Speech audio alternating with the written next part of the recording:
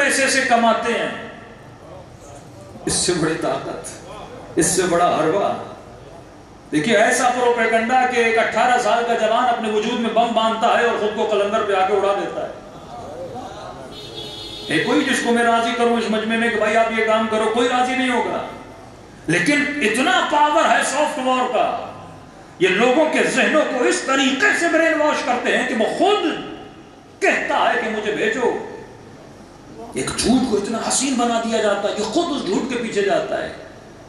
اس کی زندہ مثال ہے کہ معاشرے میں جس چیز کو پہلے برا سمجھا جاتا تھا آج اچھا سمجھا جاتا ہے. یہی پاکستان تھا کہ پی ٹی وی پر ایک خاتون جب نیوز پڑھ رہی تھی اس کے سر سے دوپٹہ اتر گیا. لوگ اسی سندھ کی گلیوں میں نکلے کہ ہم اپنے گھروں میں بے حیائی نہیں چاہتے. نیشنل ٹی وی پہ خاتون دوپٹہ اتارے، اس خاتون کو ریزائن کرنا پڑا، ٹی وی سے چلی گئی. وہی چیز جو کل بری تھی آج سافٹ ویئر نے اور سافٹ وار نے وہ کام کیا کہ اگر کوئی دوپٹہ پہن کے نیوز پڑھے اسے نکال دیا جاتا ہے. کتنا معاشرہ بدل گیا. اس مجمع میں کوئی ایسا بندہ ہے جس کے پاس 2016 کا موبائل ہو؟ پورے مجمع میں کوئی نہیں ہے.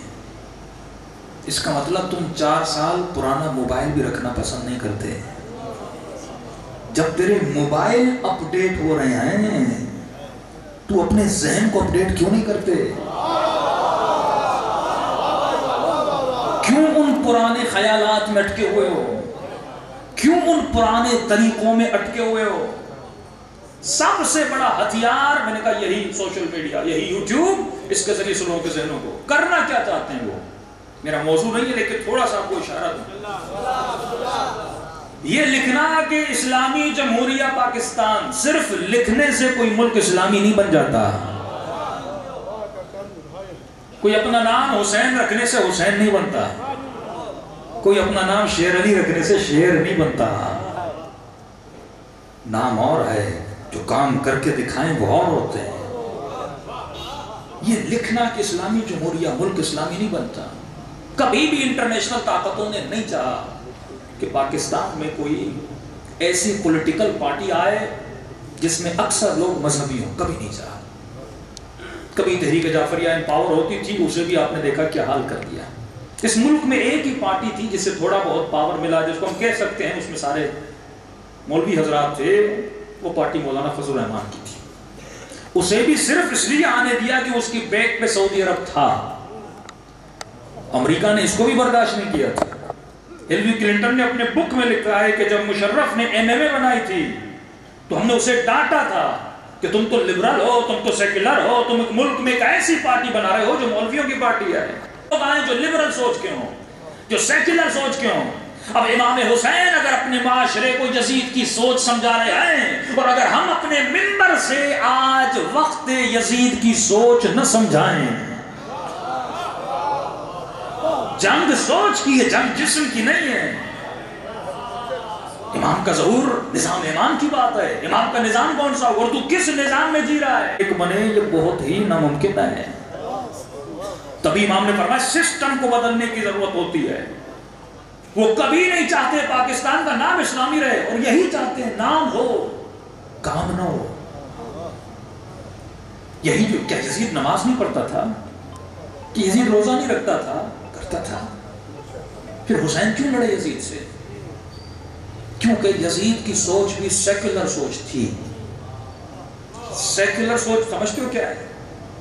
آپ سب کے گھروں میں ایک سیکولر سوچ ہے. ہم سب کے گھروں میں. اس کی زندہ مثال ہے ٹی وی کا باکس.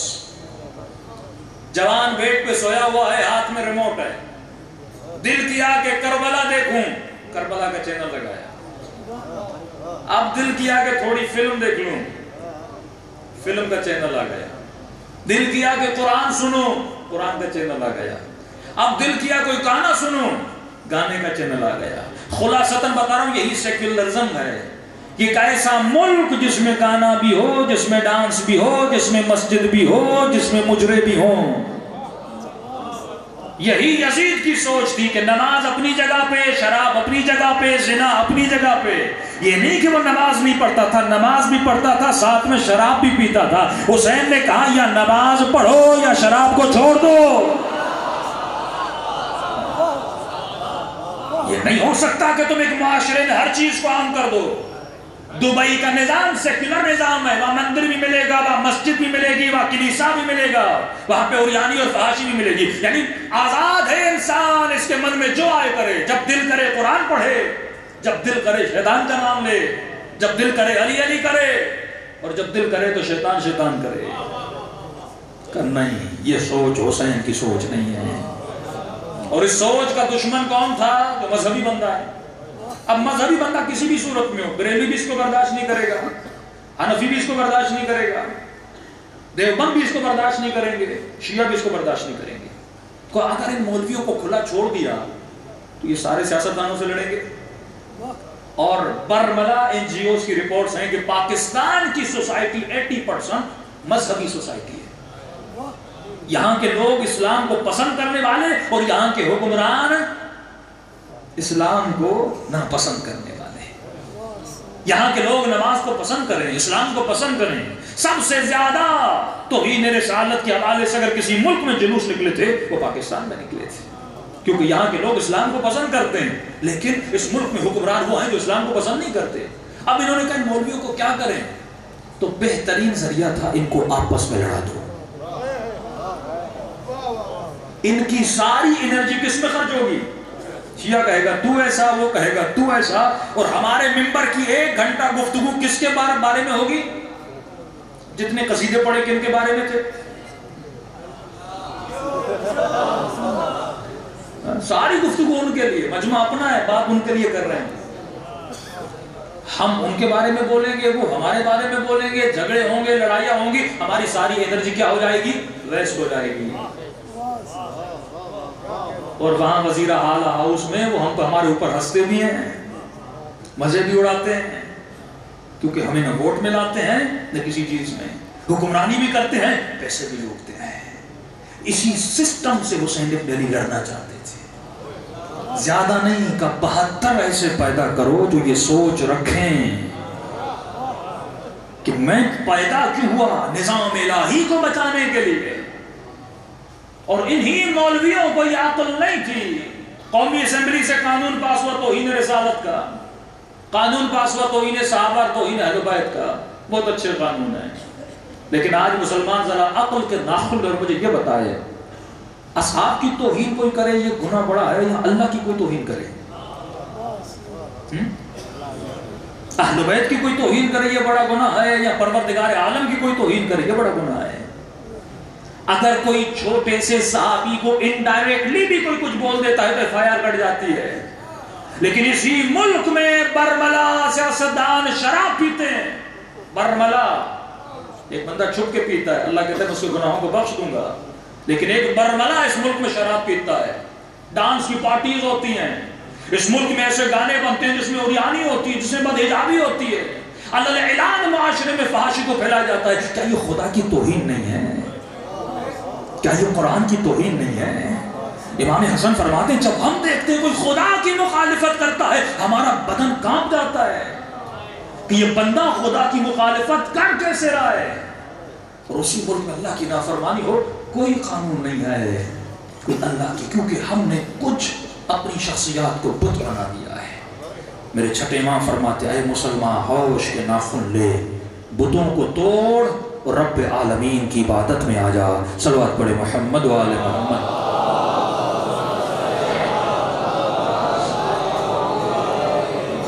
اب اس معاشرے میں کبھی آپ نے سوچا کہ ہمارے پاس میڈیا نہیں تھا، پیٹرول نہیں تھا، پیسے نہیں تھے، طاقت نہیں تھی، لیکن اپنے شہر کی مثال لیں یا پاکستان کے کسی بھی شہر میں چلے جائیں، ہمارے پاس ہے بھی کچھ نہیں، پھر بھی دن بدن شیعہ کیوں بڑھ رہے ہیں؟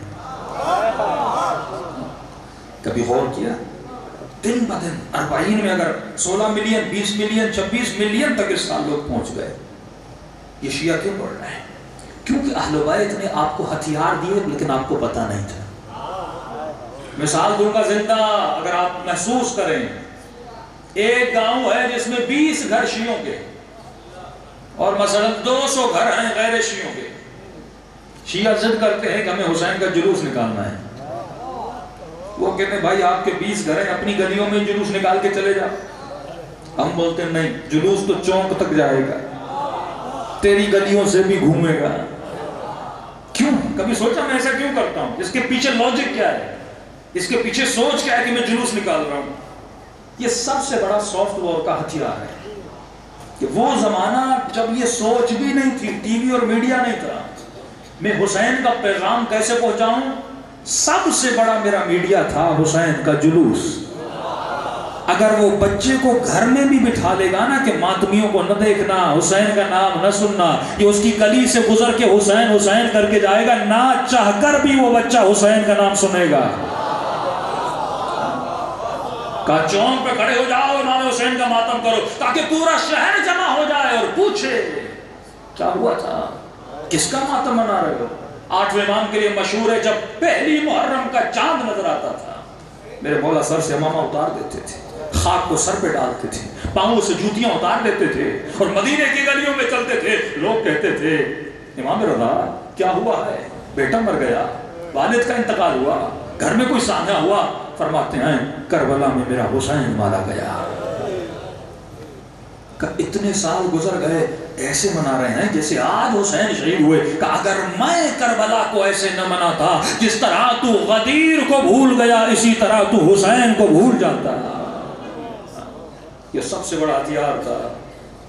مثلا پہلے آپ کا ماتم ہوتا تھا، اب دیکھیے اس سے بڑا کوئی ہتھیار نہیں ہے. آپ کا ماتم، مجھے یاد ہے بچپن میں پورے شہر میں اعلان ہوتا تھا بھائی شیعہ آپ کا ماتم کرنا ہے، پورا شہر جمع ہو جاتا تھا. یہ پبلسٹی کا اسٹنٹ تھا، لوگ جمع ہو جاتے تھے، دیکھتے تھے چند لوگ آگ پہ دوڑ رہے ہیں، پوچھتے تھے کیوں دوڑ رہے ہو؟ کہتے تھے کربلا میں حسین کے خیموں کو آگ لگا دی گئی تھی. تجھ سے یہ برداشت نہیں ہوتا کوئی عام بندہ آگ پہ دوڑے. یہ سوچو نبی کی نواسیاں آگ بھرے خیموں میں کیسے دوڑی ہوں گی. اس طرح تصورات کو جگایا جاتا تھا، اس طرح شیعت کو بڑھایا گیا. لیکن جس طرح میں نے کہا کہ آج آپ 2016 کی ماڈل کا موبائل نہیں رکھتے ہو تو اپنے طریقوں کو پرانا بھی نہ رکھا کرو. یہ عزاداری پھیلانے کے ذرائع تھے، اس میں زنجیر زنی ہو، اس میں آگ کا ماتم، یہ سارے ذرائع تھے.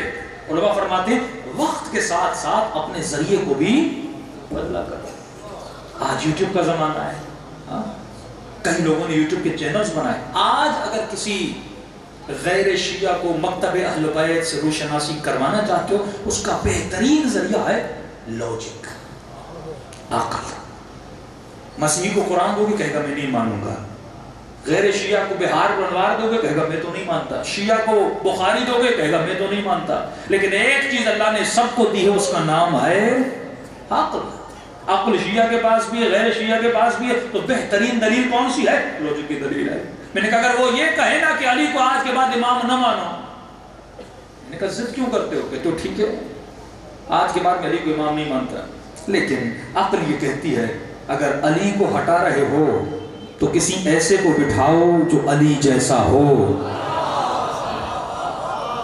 کوئی عقل کا تقاضا ہے. میں ایک پی ایچ ڈی پروفیسر کو ہٹا کے میٹرک فیل بٹھا دوں، تم گوارا کرو گے کسی یونیورسٹی میں اپنے اسکول میں ایک ایسا ٹیچر جو ایم اے پاس ہو اس کو ہٹا کے اور مجھے بولو یہ 5ویں کلاس والے سے بٹھاؤ کہ جس نے ہر کسی نے علی سے پوچھا، جس کے لیے نبی کہیں کہ انا مدینۃ العلم وعلی بابھا، میں شہر علم ہوں اور علی اس کا دروازہ ہے. جو کسی ایسا امام لاؤ علی کی جگہ پہ جو کسی میدان میں بھاگا نہ ہو، ایسا امام لاؤ جو شب ہجرت موت کے بستر پہ سویا ہو، ایسا امام لاؤ جو ٹوٹی ہوئی تلوار سے لڑا ہو. واللہ دنیا تلاش کر کر کے تھک جائے گی، علی جیسا امام ملے گا نہیں. عقل کا تقاضا ہے، علی کے پاس علم ہے، علی کے پاس زہد ہے، علی کے پاس تقوی ہے. ارے ہر صحابی کا نام آتا ہے تو آخر میں رضی اللہ آتا ہے، لیکن جب علی کا نام آتا ہے تو آخر میں کرم اللہ آتا ہے. پوچھا کبھی اپنے مفتی سے؟ لیکن شکر ہے کہ آج کا جوان بیدار ہے. آپ نے سوشل میڈیا پہ بڑی کامیابیاں حاصل کی ہیں، آپ نے چینلز بنائے، آپ کا طریقہ بہت اچھا تھا. اسی طریقے کو اپنائیے جو اہل بیت کا طریقہ تھا، عقل والا طریقہ. کسی نوجوانے کا مولانا ایف آئی آر کیسے میں وہ تو کاٹنے پر آئے تو کاٹ تو دیتے ہیں، لیکن اگر ایف آئی آر سے بھی بچنا چاہتے ہو نا، بہترین طریقہ یہ ہے کہ انہی کی کتابوں سے انہی کی روایتوں کو فیس بک پہ رکھ دو. وہ نہیں بتائیں گے، آپ بتاؤ. طاہر القادری صاحب کے جملے ہیں، اپنے ممبر سے کہتے ہیں، کہتے دیکھو ممبر سے مشاجرات صحابہ کو نہ پڑھا. تاریخ کا حصہ کتنے نے نہیں پڑھا کرو. بندے نے کہا کیوں نہ پڑھیں؟ کہ اگر مشاجرات صحابہ پڑھو گے یا خارجی بنو گے یا رافضی بنو گے، یعنی یا وہابی بن جاؤ گے یا شیعہ بن جاؤ گے. علم کو کوئی روک نہیں سکتا. علم کا دروازہ کب تک روکو گے؟ یہ تو مسیحیوں کی پالیسی تھی کہ شروع میں انہوں نے علم کو روکا اور اپنے سائنسدانوں کو پھانسیاں دی. لیکن اگر کچھ جب میں توحید پروردگار عالم کا سوال کر سکتا ہوں، خدا ہے کہ نہیں ہے تو کیسا ہے تو نظر کیوں نہیں آتا. اصول دین میں تقلید اسی لیے حرام ہے. نبوت پر، امامت پر، قیامت پہ تجھے سوچ کے ماننا ہے نہ کہ سن کے ماننا ہے. کہ سوچو تیرا رب ہے تو کہاں ہے تو کیسا ہے. جب رب پر یقین ہوگا تبھی مسجد میں جا کے رب کو سجدہ کرو گے. یہ کہیں کہ مولانا فلا نماز نہیں پڑھتا بیٹا، میں کہتا ہوں وجہ یہ ہے کہ تمہارے بیٹے نے ابھی تک خدا کو سمجھا نہیں ہے. واللہ اگر کوئی خدا کو سمجھ لے وہ حسین کی طرح سر اپنا سجدے میں رکھ لیتا ہے. وہ نو کے نیزہ پر بھی ہو تو قرآن کی تلاوت کرتا ہوا نظر آتا ہے، کیونکہ اس بندے نے خدا کو سمجھا نہیں. مولا علی کو جملے ہے خدا علی نے جنت کی لالچ میں تجھے سجدہ نہیں کیا، علی نے جہنم کے ڈر سے تجھے سجدہ نہیں کیا. تجھے سجدہ اسی لیے کیا کیونکہ تو لائق سجدہ ہے. ایک سمپل سا گلاس ہے میرے ہاتھ میں، پورا مجمع عقل مند بیٹھا ہوا ہے. اگر کہوں یہ گلاس خود بخود بن گیا کوئی مانے گا؟ ہاں قرآن کی قسم اٹھاؤں بھائی خود بخود بن گیا، مانو گے؟ کبھی نہیں مانو گے. کیوں؟ کیونکہ آپ کو پتا ہے ایک چھوٹے سے گلاس کو بنانے کے لیے ڈیزائنر کا ہونا ضروری ہے. ہاں اس کو ڈیزائن کرے، کیسا گلاس ہو، مٹیریل کون سا ہو، کتنی مضبوطی ہو، اس کے پیچھے پوری سوچ اور سائنس ہے. جب ایک چھوٹا سا گلاس خود بخود نہیں بن سکتا تو پوری کائنات خود بخود کیسے بن سکتی ہے؟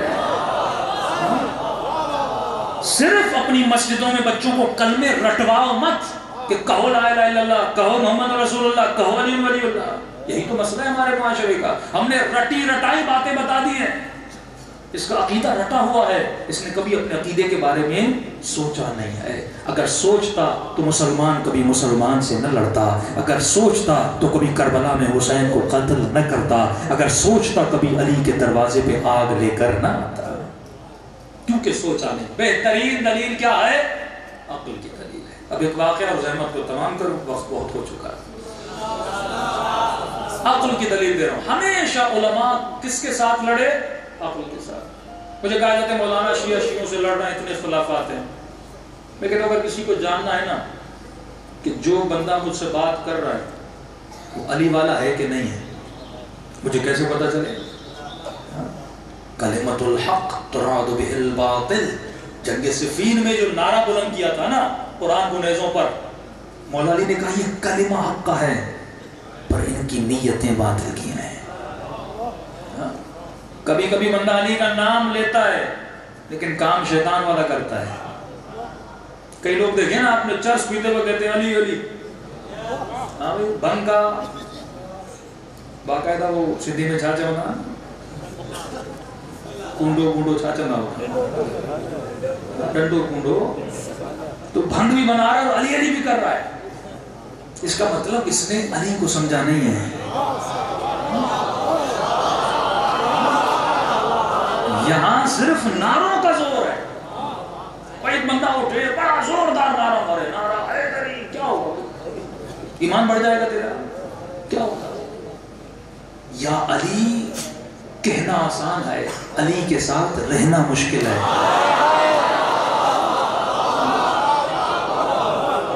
علی کا نعرہ تو اپنی جگہ، حسین ابن علی کا گلا کاٹا جا رہا ہے، آوازیں بلند ہو رہی اللہ اکبر. شیعوں کے گلے کاٹے جا رہے ہیں، آواز بلند ہو رہی اللہ اکبر. نعرے سے کیا ہوتا ہے؟ تبھی ہمیشہ کہتا ہوں کہاں یا علی کہنا اور کہاں علی کے ساتھ رہنا. علی علی کرنا آسان ہے لیکن علی جیسی زندگی گزارنا بہت مشکل ہے. ہم بعض اوقات کسی چیز کی، یہ ٹاپک نہیں ہے لیکن بات چھڑ رہی ہے کہ آپ کی جو باڈی ہے نا اس کے اندر ہوتے ہارمونز. ہارمون جب ایک کام کو آپ زیادہ کرتے ہو وہ آپ کی عادت ہارمون میں آ جاتا ہے، پھر جب نہ کرو سکون نہیں ملتا. ایک بندہ چائے پینے کی عادت ہے، پیے گا پیے گا، اب جب نہیں پیے گا تو ہارمون کو کیونکہ وہ غذا ملتی تھی، اب جب چائے نہیں پیے گا اسے مزہ نہیں آئے گا. ایک بندے کو عادت ہے علی علی کرنے کی، اور سے سنیے اسے عادت ہے علی علی کرنے کی. اب علی علی نہیں سنتا اس سے مزہ نہیں آتا. معصوم فرماتے علی علی مزے کے لیے نہیں کہا کرو، ایمان کو تازہ کرنے کے لیے. اس کی میں دلیل دوں گا. رسول خدا نے علی کا ہاتھ بلند کیا، فرمایا من کنت مولاہ فہذا علی مولا، اللہم والی من والا وعادی من عادا. اے خدا جو علی سے محبت کرے اسے تو محبت کر، جو نفرت کرے اسے تو نفرت کر. اب سوال یہ ہے کہ اس مجمع میں کچھ ایسے تھے، کسی کے باپ کو علی نے مارا، کسی کے بھائی کو علی نے مارا. بھائی میرے بھائی کو کوئی مارے میں اسے محبت کر سکتا ہوں، میرے باپ کو کوئی مارے میں محبت کر سکتا ہوں.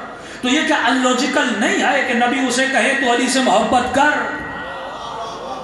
وہ کہے یا رسول اللہ میں کیسے محبت کروں، اس نے میرے بھائی کو مارا ہے. آپ کہیں میں کہوں گا لیکن دل سے علی سے محبت نہیں کروں گا. اسی لیے محبت کا حکم نہیں دیا، مودت کا حکم دیا. محبت کا تعلق جذبات سے ہے، مودت کا تعلق عقل سے ہے. اچھا لگے نہ لگے علی سے محبت کر. کیوں؟ اس کی محبت میں نجات ہے، عادت سے نہیں، عبادت سمجھ کے.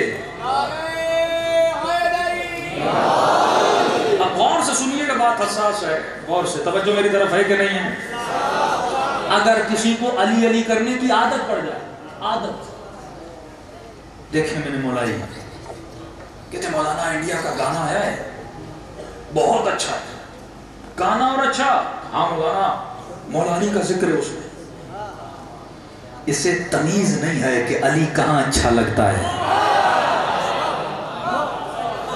یہ عادت پہ مجبور ہے، بس اسے علی علی کرنا ہے. کہاں کرنا ہے، کس جگہ کرنا ہے، یہ تمیز نہیں ہے. وہی اللہ کا نام تو لے سکتے ہو نا، لیکن کہا نجاست میں اللہ کے نام کو ہاتھ بھی نہ لگایا کر، یہ پاک ہے. مولا حسین کے حرم میں ایسے جا سکتے ہو؟ فرمایا نہیں، جب کربلا جاؤ پہلے نہایا کرو، وضو کرو، سفید لباس پہنو، اس کے بعد بھی ایسے داخل نہ ہونا. اذن دخول پڑھنا محبت ہے تو ادب بھی ہونا چاہیے. خدا کو بے ادب بندہ پسند نہیں، علی کو بے ادب چاہنے والا پسند نہیں. بڑے مراتب میں 28 آداب ہیں، ہمیں پتہ نہیں. ہم تو خیبر و خندق میں لگے ہوئے ہیں. اتنی دعائیں، مکارم الاخلاق امام زین العابدین کی دعا، یہ خزانے 80 جلدیں اہل بیت کے فراہم. بھائی کب پڑھو گے، کب سنو گے؟ مسجد میں داخل ہونے کا ادب، باپ سے بات کرنے کا ادب، ماں سے بات کرنے کا ادب، اللہ سے بات کرنے کا ادب، اہل بیت سے بات کرنے کا ادب، اپنے ہمسائے کا ادب، استاد کا ادب، ماں کا ادب، عالم کا ادب، سارے آداب. سفرے پہ بیٹھنے کا ادب، ایک گلاس پانی پینے کا ادب، رات کو بستر پہ سونے کا ادب، بیوی سے بات کرنے کا ادب، بیوی سے جو رشتہ بناتے ہو اس کا ادب کیا ہوتا. یہ سارے آداب معصوم نے بتایا. بھائی کس کے لیے بتایا؟ شمر کے لیے، اپنے چاہنے والوں کے لیے نا. اب کہتے ہیں مولانا گانا آیا ہے اس میں علی کا، کیونکہ یہ علی کو علی کہہ رہا ہے عادت کے مطابق. جب عادت ہو نا تو بندہ کہتے ہیں ہر جگہ کہوں. جب عادت ہو نا وہ کہتے ہیں ہر جگہ، یہاں پہ بھی علی کہوں، یہاں پہ بھی علی کہوں، یہاں پہ بھی علی کہوں. زندہ مثال ہے، چرس پیے گا تو علی علی کرے گا، بھنگ پیے گا وہ تو جنت کی بوٹی. اس کی تاریخ پتہ ہے آپ کو؟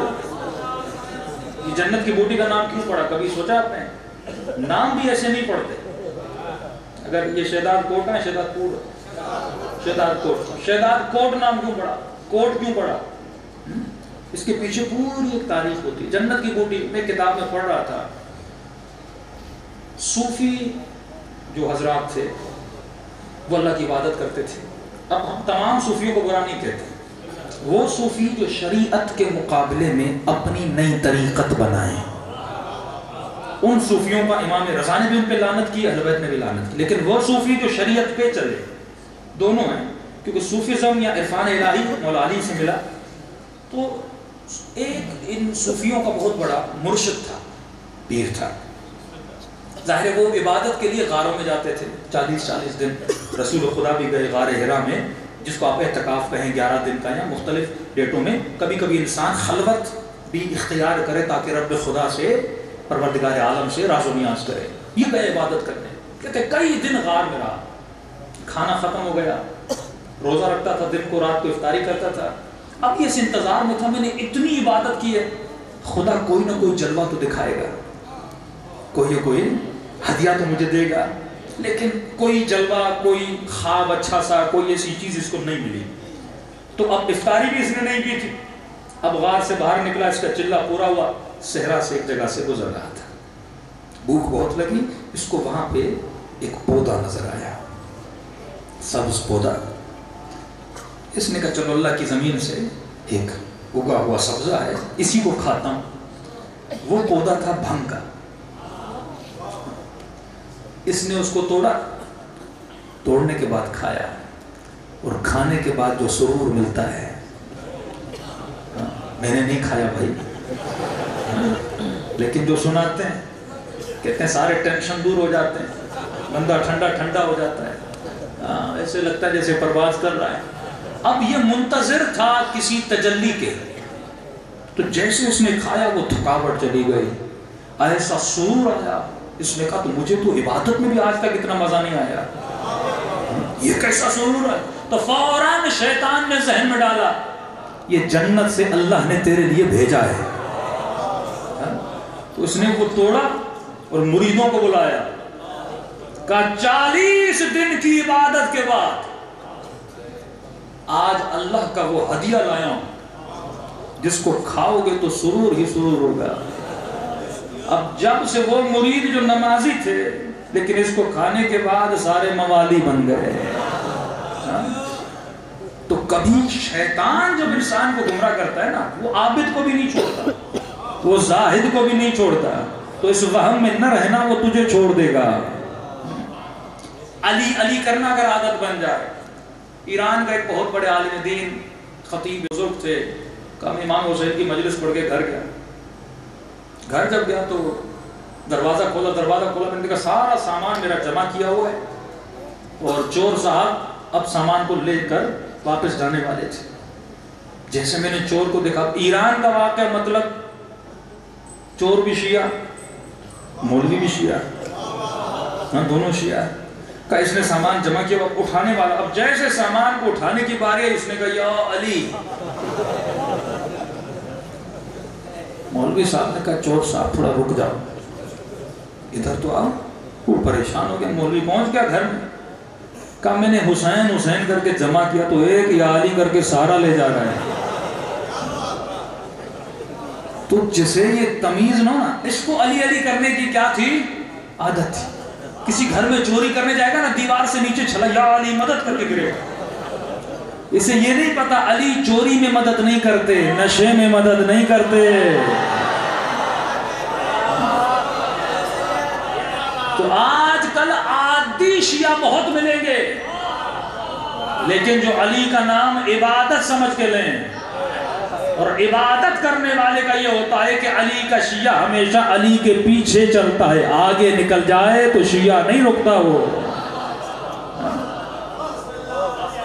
دیکھیے، اگر آپ کو روز راتوں کو جاگنے کی عادت ہو اور ایک دن باپ کہے کہ بیٹا جلدی سو جا، بستر پہ لیٹ تو جاؤ گے لیکن نیند نہیں آئے گی، کیونکہ جاگنے کی عادت ہے، کبھی موبائل چلاؤ گے، کبھی کروٹ دائیں کبھی بائیں بدلو گے۔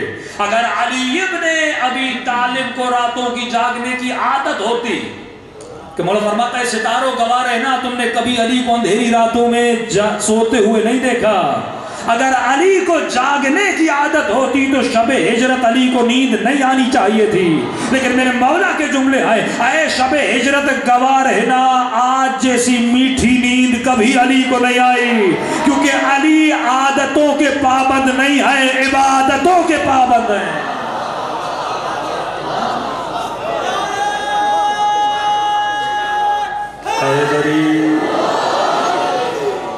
جہاں رب کہے علی جاگ، علی جاگتا ہے، اور جب رب کہے علی سو جا، علی سو جاتا ہے۔ یہ ہے اطاعت خدا۔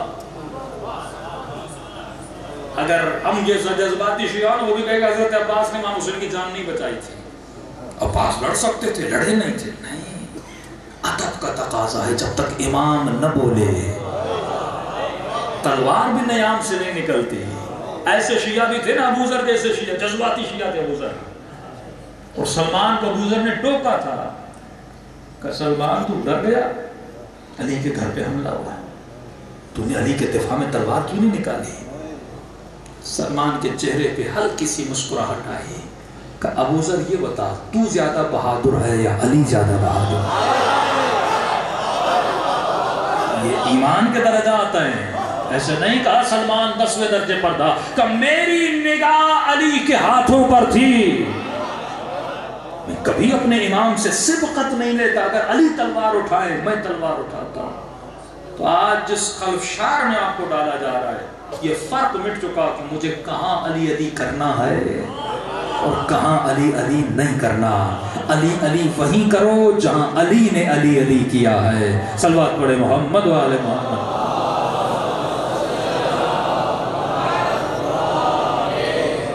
میرے عزیز، یہ مکتب عقل سے بڑھتا ہے، فکر سے بڑھتا ہے، یہ گالیوں سے نہیں بڑھتا۔ اگر جاننا ہو نا کہ علی والا ہے کہ نہیں ہے، مولا فرماتا اس کے اندر دیکھو اس میں علی کی صفات ہے کہ نہیں ہے۔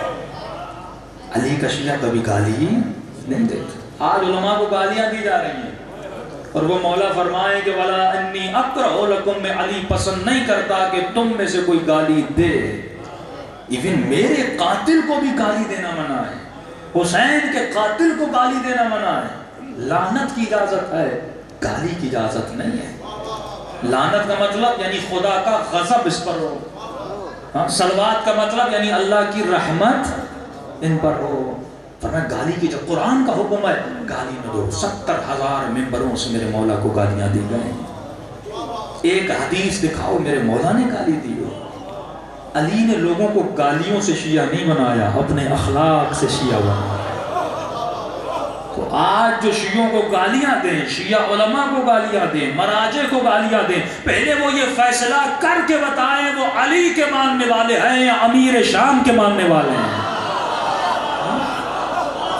سیرت علی میں گالی نہیں ہے، یہ مکتب اخلاق کا مکتب ہے۔ لوگوں کو اپنے کردار سے دعوت دو۔ فرمایا اے شیعو تکونوا لنا زینا ولا تکونوا لنا شینا، علی کے لیے باعث زینت بننا، باعث ذلت نہ بننا۔ واللہ جب تو زینت بن جائے کیوں بھول جاتے ہو تیرا وقت کا امام موجود ہے؟ فرمایا کہ نبی کے حضور میں آواز کو بلند نہ کیا کرو۔ کوئی حضور امام میں گالی دے، حضور امام میں گالی دے، یہ سافٹ وار بڑی خطرناک ہے۔ اس جنگ میں اگر حصہ لینا ہے، سمپل سا یوٹیوب چینل بنائیے، ایک کیمرہ کی ضرورت پڑتی ہے، ایک مائک کی ضرورت پڑتی ہے، اپنے معاشرے میں تبدیلی کو پیدا کریے، کریٹو مائنڈ بنائیے۔ وہ ویلوگز بنا رہے ہیں، آپ اچھی اچھی چیزوں پہ بنائیے۔ مولا کی ایک حدیث کو لیجئے، اس حدیث کو یوٹیوب میں ڈال دیجئے۔ اگر کوئی اچھی امیج بناتا ہے، مولا کے فرمان کی ایک اچھی سی امیج بنا دیجئے۔ مثلا چند دن پہلے میں نے فیس بک پہ ایک امیج ڈالی، ایک خاتون ہے جس نے چادر پہنی ہوئی ہے، ٹھیک ہے نا، یہ بھی کریٹو ورک ہے نا، اور ایک خاتون ہے جس کے ہاتھ میں پرس ہے، جس نے سینڈل پہنا ہوا ہے، جس نے اسکارف پہنا ہوا ہے، جس نے پتہ نہیں مختلف شنگار کیے ہوئے ہیں۔ تو اس نے قیمت لگائی، چادر کتنے کی؟ اس نے کہا 500 کی۔ اس کا پرس کتنے کا؟ 500 کا۔ سینڈل کتنے کے؟ فلاں کے۔ ہار کتنے کا؟ انگوٹھیاں کتنے کی؟ سارا شنگار کا اتنا پیسہ خرچ کرنے کے بعد بھی یہ خدا کو راضی نہ کر سکی، لیکن اس نے ایک چادر پہن کر اپنے رب کو راضی کر لیا۔ اللہ پیسوں سے راضی نہیں ہوتا، اللہ تیرے عمل سے راضی ہوتا ہے۔ فرمایا کہ کربلا میں صحابی بھی تھے، سب سے بوڑھا صحابی ہے جناب جون۔ ملتا ہے کہ یہ رسول خدا سے پہلے جناب ابو ذر کا غلام تھا، ابو ذر نے آزاد کیا، رسول کی خدمت میں آیا، رسول کے جانے کے بعد علی کے در کی غلامی کی، مولا علی کے جانے کے بعد مولا حسن کی غلامی کی، امام حسن کے جانے کے بعد امام حسین کے در کا غلام بنا۔ کربلا کا میدان آیا کہ قرآن کی آیتوں پہ غور کیا کرو، اذکرونی اذکرکم، اے میرے بندے جتنا تو مجھے یاد کرتا ہے میں اتنا تجھے یاد کرتا ہوں۔ الا بذکر اللہ